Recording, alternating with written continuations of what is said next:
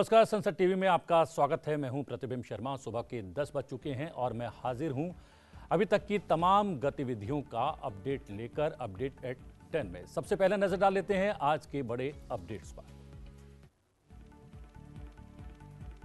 देश के दूसरे राष्ट्रपति सर्वपल्ली राधाकृष्णन की जयंती आज। देश मना रहा है राष्ट्रीय शिक्षक दिवस। उपराष्ट्रपति, लोकसभा अध्यक्ष और प्रधानमंत्री नरेंद्र मोदी ने दी शुभकामनाएं। राष्ट्रपति द्रौपदी मुर्मू विज्ञान भवन में करेंगी राष्ट्रीय शिक्षक पुरस्कार 2023 प्रदान।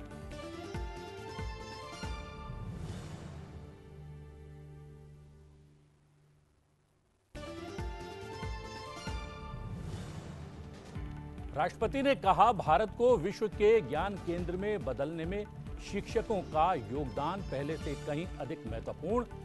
शिक्षकों को प्रधानमंत्री की सलाह, स्कूलों में देश के विभिन्न हिस्सों की संस्कृति विविधता का जश्न मनाएं।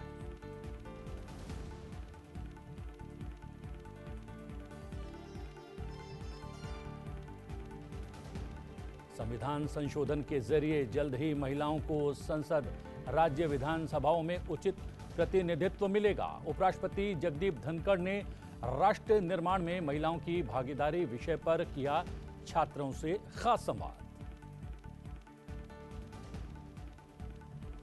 भारत आसियान सम्मेलन में भाग लेंगे प्रधानमंत्री नरेंद्र मोदी। इंडोनेशिया राष्ट्रपति के आमंत्रण पर होंगे शामिल। G20 के कई सदस्य देश भी रहेंगे मौजूद। एशिया क्रिकेट कप में भारत ने नेपाल को 10 विकेट से हराया। विश्व कप के लिए भारतीय टीम की घोषणा आज।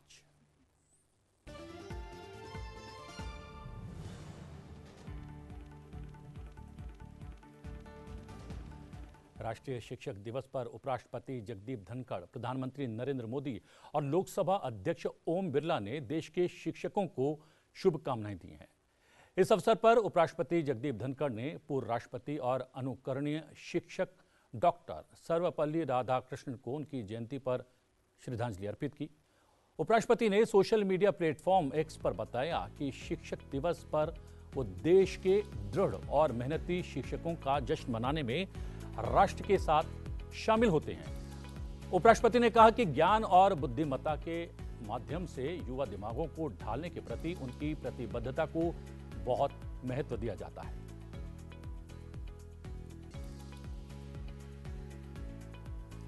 प्रधानमंत्री नरेंद्र मोदी ने सोशल मीडिया पर डॉक्टर एस राधाकृष्णन को उनकी जयंती पर श्रद्धांजलि अर्पित करते हुए कहा कि शिक्षक हमारे भविष्य के निर्माण और प्रेरक सपनों में महत्वपूर्ण भूमिका निभाते हैं। टीचर्स डे पर हम उनके अटूट समर्पण और महान प्रभाव के लिए उन्हें सलाम करते हैं। लोकसभा अध्यक्ष ओम बिरला ने पूर्व राष्ट्रपति डॉक्टर एस राधाकृष्णन जी की जयंती पर नमन किया और सभी शिक्षकों को हार्दिक शुभकामनाएं देते हुए कहा कि शिक्षक अपने तप और त्याग से राष्ट्र निर्माण को समर्पित संस्कारवान युवा पीढ़ी तैयार करते हैं। देश के प्रति उनकी निस्वार्थ सेवा वंदनीय है।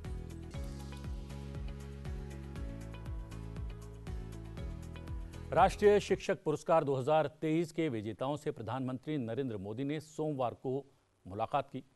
प्रधानमंत्री ने कहा कि युवा दिमागों को आकार देने के प्रति शिक्षकों का समर्पण और शिक्षा में उत्कृष्टता के प्रति उनकी अटूट प्रतिबद्धता बहुत प्रेरणादायक है। अपनी कक्षाओं में वो भारत के युवाओं के लिए एक उज्जवल भविष्य की पटकथा लिख रहे हैं।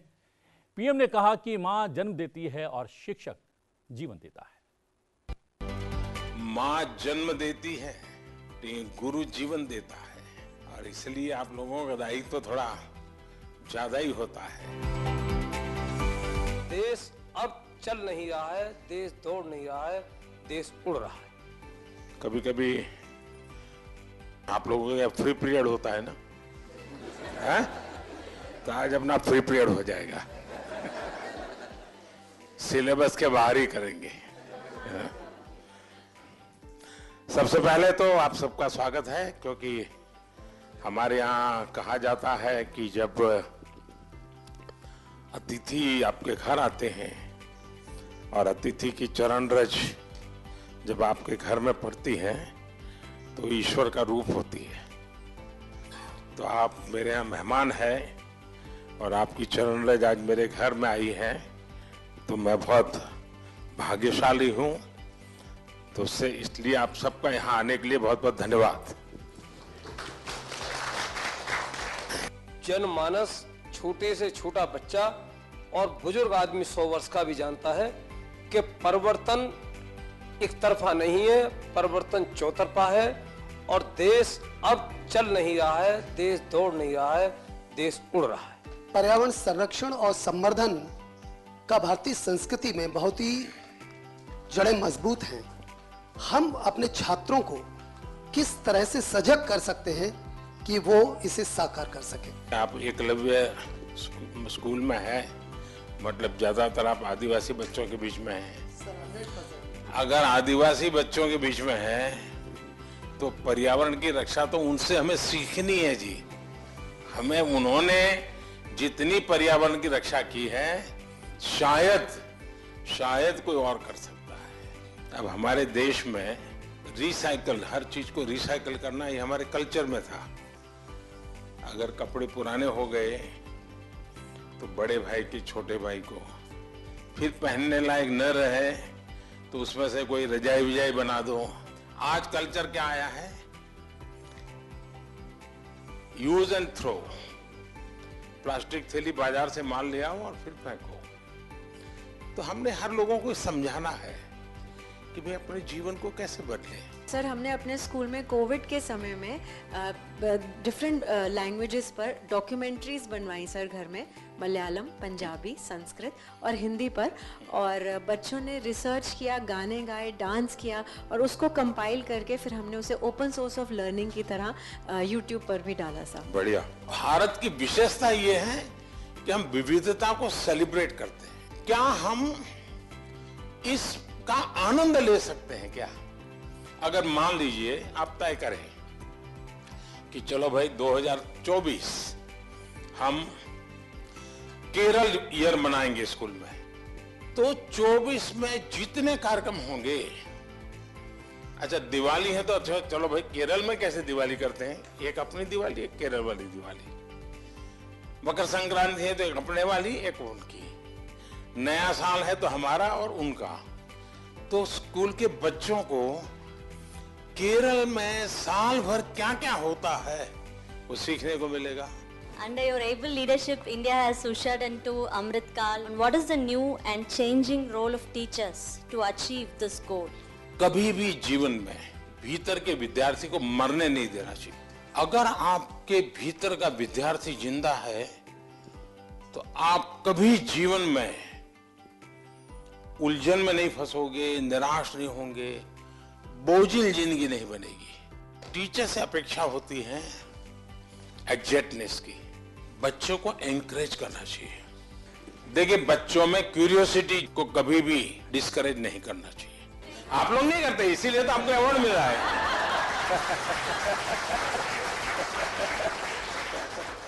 आपकी तरफ जब मैं देखता हूं, आप देश, इतने महान देश के सारे काम इतनी आसानी से कर रहे हैं। आप अंतर्राष्ट्रीय स्तर पर भी भारत का नाम इतना ऊंचाई पे रहे, इसलिए हर रोज निरंतर प्रयास कर रहे हैं। फिर भी आप अपने चेहरे पे वो तेज, आपकी हंसी, आप जिस तरह से हम लोगों को अभी एक एंटरटेन कर रहे हैं, इस तरह से हमें लगता है कि हमारे क्लास के बच्चे भी उसी तरीके से हमारी तरफ देखे जैसे हम आपकी तरफ देख रहे हैं। अच्छा, आप लोग स्कूल में पढ़ाते ना पर प्रकाशित है, पर प्रकाशित पढ़ाते ना, तो मेरा जो तेज है ना वो 140 करोड़ लोगों का जो तेज है ना, जो रिफ्लेक्ट होता है इसके कारण।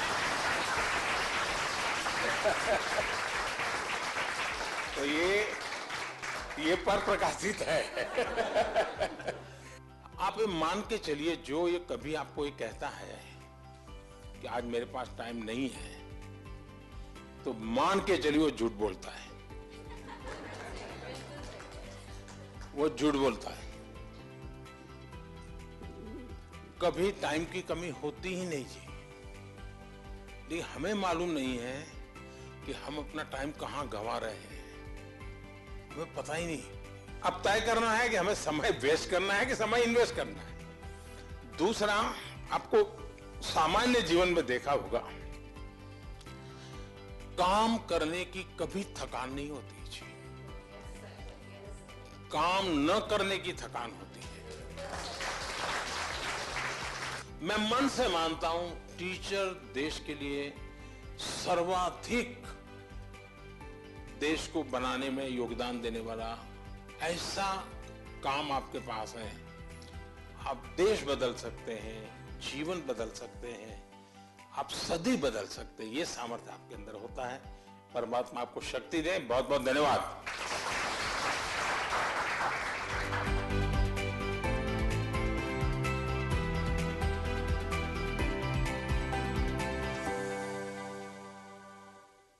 राष्ट्रीय पुरस्कार से सम्मानित शिक्षकों के मध्य प्रधानमंत्री नरेंद्र मोदी।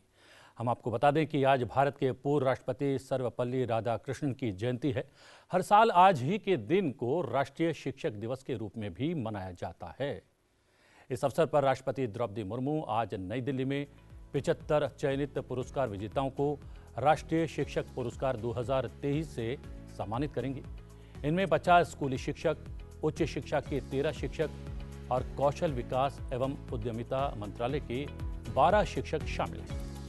राष्ट्रीय शिक्षक पुरस्कार का उद्देश्य देश में शिक्षकों के अद्वितीय योगदान का जश्न मनाना और उन शिक्षकों को सम्मानित करना है जिन्होंने अपनी प्रतिबद्धता और समर्पण के माध्यम से शिक्षा की गुणवत्ता में सुधार किया है। आज पूर्व राष्ट्रपति सर्वपल्ली राधाकृष्णन की जयंती राष्ट्रीय शिक्षक दिवस के रूप में मनाई जा रही है। जयंती पर राष्ट्रपति द्वारा राष्ट्रीय शिक्षक पुरस्कार 2023 सम्मान दिया जाने वाला है। 50 स्कूली शिक्षकों, 13 उच्च शिक्षा के शिक्षकों को किया जाएगा सम्मानित। कौशल विकास और उद्यमिता मंत्रालय के 12 शिक्षक भी इसमें शामिल हैं।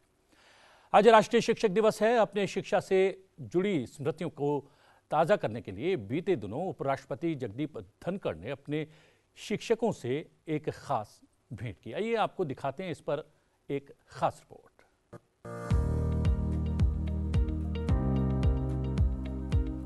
शिक्षक केवल हमें पढ़ाते नहीं हैं, बल्कि जीवन के अनुभवों से गुजरने के दौरान अच्छे बुरे का भेद भी करवाते हैं और समझाते हैं कि जीवन की राह पर हमें संभल कर आगे बढ़ते हुए अपने लक्ष्य को कैसे हासिल करना है। यही कारण है कि लक्ष्य प्राप्ति के बाद हमें हमारे वो शिक्षक बेहद याद आते हैं। देश के उपराष्ट्रपति जगदीप धनखड़ भी कटीली राह अपने ज्ञान से बुहारने वाले अपने शिक्षकों को आज भी स्मरण करते हैं। शिक्षा के दिनों से जुड़ी अपनी स्मृतियों को ताजा करते हुए उपराष्ट्रपति ने चित्तौड़गढ़ सैनिक स्कूल के अपने शिक्षक हरपाल सिंह राठी से चित्तौड़गढ़ में न सिर्फ उनके निवास पर मुलाकात की, साथ ही इस मुलाकात को अविस्मरणीय बताते हुए एक संदेश भी प्रेषित किया। Madam Principal reflected, I was born on 18th of May 1951. That was biological birth. My real birth, rebirth, was in Sainik School, Chittodgarh.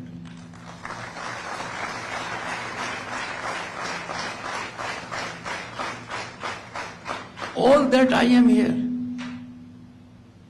all that I am in the world today, I owe to the Sainik School, the teachers, और इस माटी को मैं सलाम करता हूँ। उपराष्ट्रपति बनने से पहले जगदीप धनखड़ ने 11 अगस्त 2022 को उपराष्ट्रपति पद की शपथ ली थी और उपराष्ट्रपति चाहते थे कि उनकी शिक्षिका रत्ना जी भी उस शपथ ग्रहण समारोह की साक्षी बने, परंतु वो उस कार्यक्रम में नहीं आ पाए। उपराष्ट्रपति ने तभी तय कर लिया था कि जब भी वो केरल प्रवास पर जाएंगे तो अपनी शिक्षिका से अवश्य भेंट करेंगे और उन्होंने उस संकल्प को निभाया। अपने शिक्षक के प्रति उनका आदर और प्रेम उस समय भी प्रस्फुटित हुआ जब केरल प्रवास के दौरान उन्होंने अपनी 83 वर्षीय शिक्षिका रत्ना नायर से कन्नूर में भेंट की और इन भावुक क्षणों की साक्षी उपराष्ट्रपति जगदीप धनखड़ की पत्नी सुदेश धनखड़ भी बनी। अनुभवों के 80 से अधिक वसंत पार कर चुकी शिक्षिका रत्ना नायर ने उपराष्ट्रपति और उनकी पत्नी को नारियल का मीठा पानी पीने को दिया। साथ ही केरल की पारंपरिक केले के चिप्स और इडली भी खाने को दी। इस दौरान शिक्षिका रत्ना नायर और उनके विद्यार्थी उपराष्ट्रपति जगदीप धनखड़ दोनों ने अपने स्कूल के दिनों को याद किया। उनकी शिक्षिका रत्ना नायर ने बताया कि स्कूल के समय में जगदीप धनखड़ खाकी ड्रेस में सबसे आगे बैठा करते थे और पूरे ध्यान और मनोयोग से क्लास अटेंड किया करते थे। अपनी शिक्षिका को स्वयं को मिला सम्मान अपनी गुरु दक्षिणा के रूप में अर्पित कर दिया।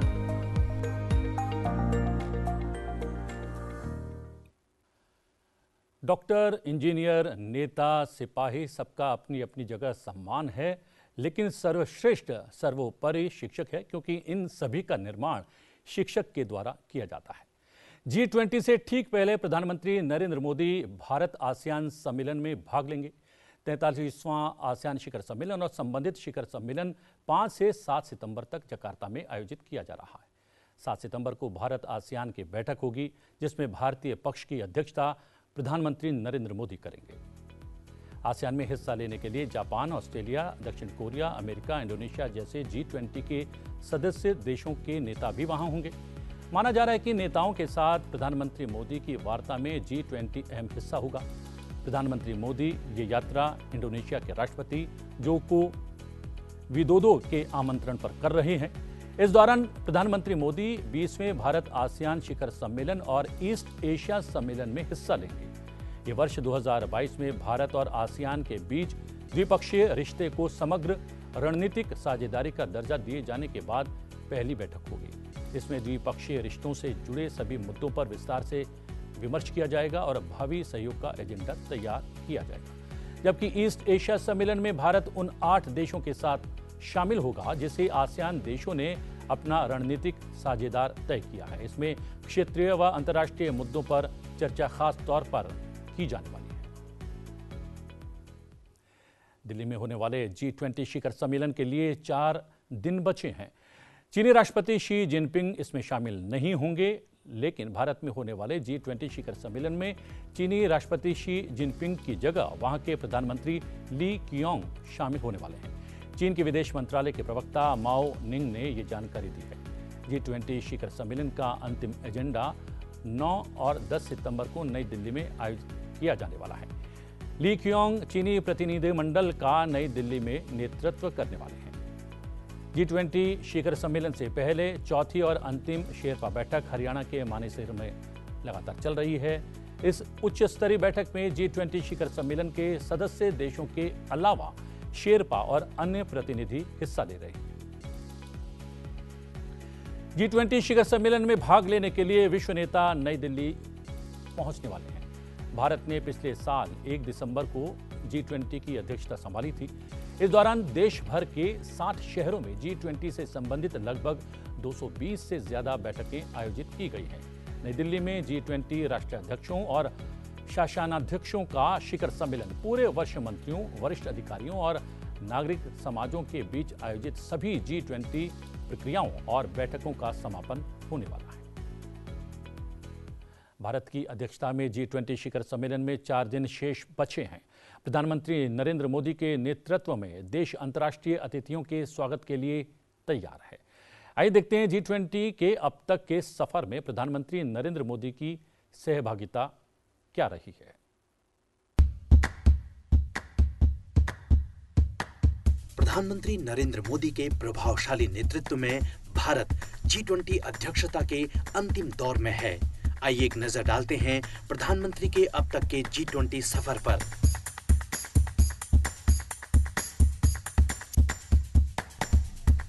2014 ब्रिस्बेन ऑस्ट्रेलिया, 2015 एंटालिया तुर्की, 2016 Hangzhou China, 2017 Hamburg Germany, 2018 Buenos Aires Argentina, 2019 Osaka Japan, 2020 Saudi Arabia, 2021 Rome Italy, 2022 Bali Indonesia,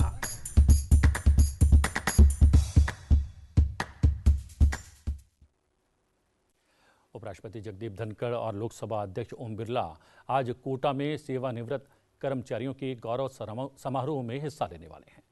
हम आपको बता दें कि कार्यक्रम में शामिल होने के लिए उपराष्ट्रपति जगदीप धनखड़ भारतीय वायुसेना के विशेष हेलीकॉप्टर से सुबह करीब 11 बजे कोटा पहुंचेंगे। एयरपोर्ट पर लोकसभा अध्यक्ष ओम बिरला और केंद्रीय मंत्री प्रहलाद जोशी उनका स्वागत करेंगे। वहां से वो सीधे दशहरा मैदान स्थित विजयश्री रंगमंच पहुंचेंगे, जहां वो सेवानिवृत्त कर्मचारी गौरव समारोह में सम्मिलित होंगे। सेवानिवृत्त गौरव समारोह को लेकर सेवानिवृत्त अधिकारियों कर्मचारियों में खासा उत्साह है। संसदीय क्षेत्र कोटा बूंदी के प्रत्येक हिस्से से कार्यक्रम में सम्मिलित होने के लिए पेंशनर और शिक्षक दशहरा मैदान पहुंचेंगे। इसके लिए ग्रामीण स्तर तक बसों की व्यवस्था तक की गई है।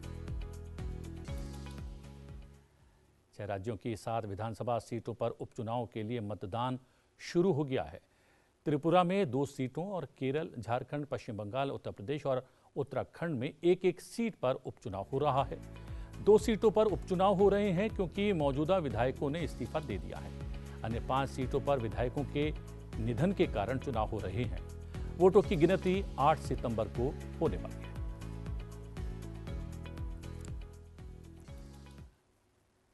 आज संसद भवन परिसर में कई संसदीय स्थायी समितियों की बैठक होनी है। बैठकों की अगर बात करें तो लोकसभा ऊर्जा पर स्थायी समिति की बैठक सुबह 11 बजे, मुख्य समिति कक्ष भूतल संसदीय सौंध बैठक में भारत में ऊर्जा सुरक्षा उभरता परिदृश्य विषय पर विद्युत मंत्रालय और पेट्रोलियम और प्राकृतिक गैस मंत्रालय के प्रतिनिधि ब्रीफिंग देने वाले हैं।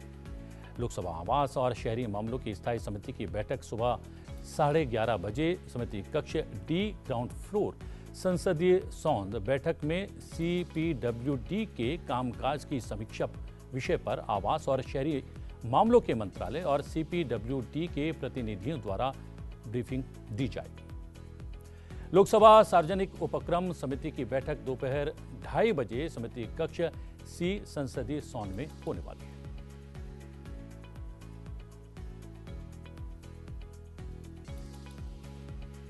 और अब बात कर लेते हैं खेलों से जुड़ी हुई। सोमवार को टीम इंडिया ने नेपाल को 10 विकेट से हराकर एशिया कप के सुपर 4 राउंड में प्रवेश कर लिया। इसी के साथ ग्रुप ए में पाकिस्तान के बाद सुपर 4 में जगह बनाने वाली भारत दूसरी टीम बन गई है। वहीं अपने दोनों मैच हारकर नेपाल की टीम टूर्नामेंट से बाहर हो गई है। नेपाल की टीम ने पहले खेलने के बाद 230 रन बनाए, लेकिन भारतीय पारी के दौरान बारिश होने लगी और फिर करीब 2 घंटे मैच रुका रहा। इसके बाद डकवर्थ लुइस नियम लगा और भारत को 23 ओवर में 145 रनों का रिवाइज्ड लक्ष्य मिला। इसके जवाब में टीम इंडिया ने 21वें ओवर में लक्ष्य का पीछा कर लिया और भारत के लिए रोहित शर्मा ने 74 और शुभमन गिल ने 67 रन बनाए। अब टीम इंडिया का अगला मुकाबला 10 सितंबर को पाकिस्तान के साथ होना है। विश्व कप 2023 के लिए भारतीय क्रिकेट टीम का ऐलान आज होगा। रोहित शर्मा की कप्तानी में भारतीय क्रिकेट कंट्रोल बोर्ड यानी BCCI के चयनकर्ता 15 सदस्यीय टीम का आज चयन करेंगे। दोपहर 1:30 बजे टीम का ऐलान हो सकता है।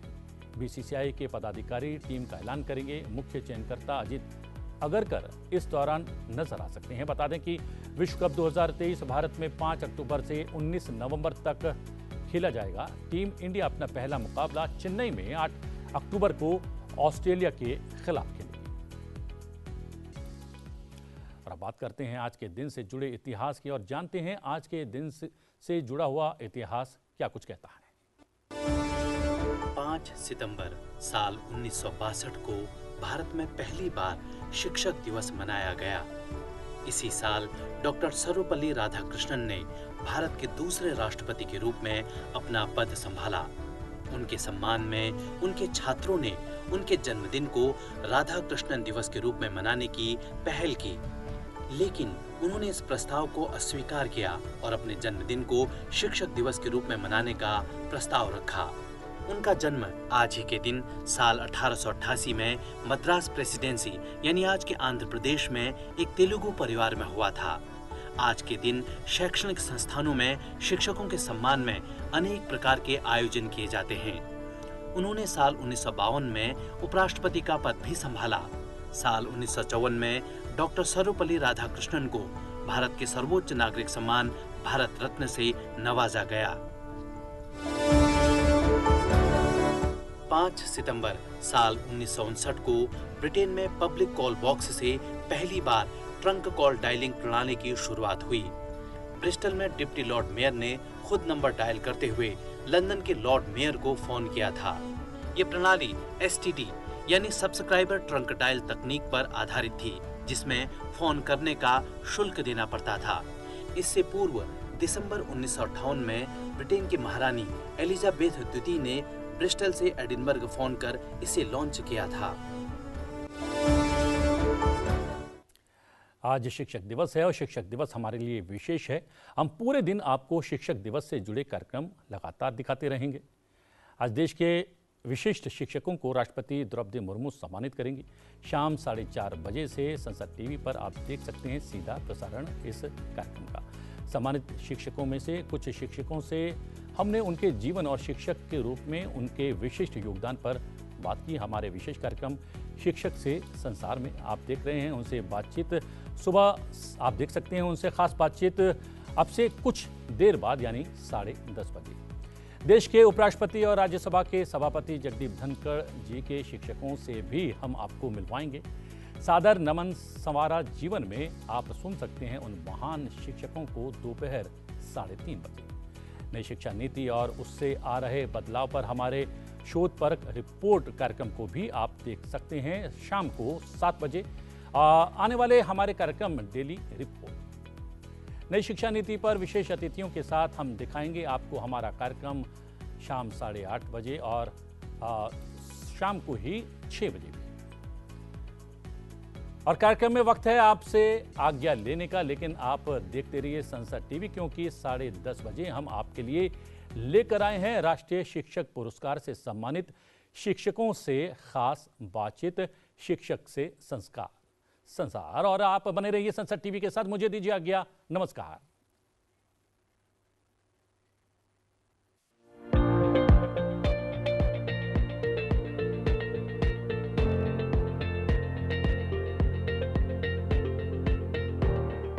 से पहुंचना है मुझे चांद पे, पर नई उड़ान अभी बाकी है, पूरा आसमान अभी बाकी है। लोग कहते हैं बेटियां कुछ नहीं कर सकती, बनाना अपनी पहचान अभी बाकी है, मेरी जिंदगी की उड़ान अभी बाकी है।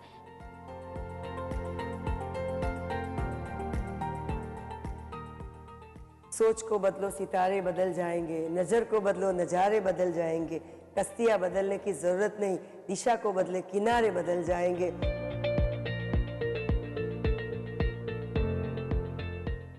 शिक्षक दिवस पर हमारा विशेष कार्यक्रम देखिए आज सुबह 10:30 बजे संसद टीवी पर।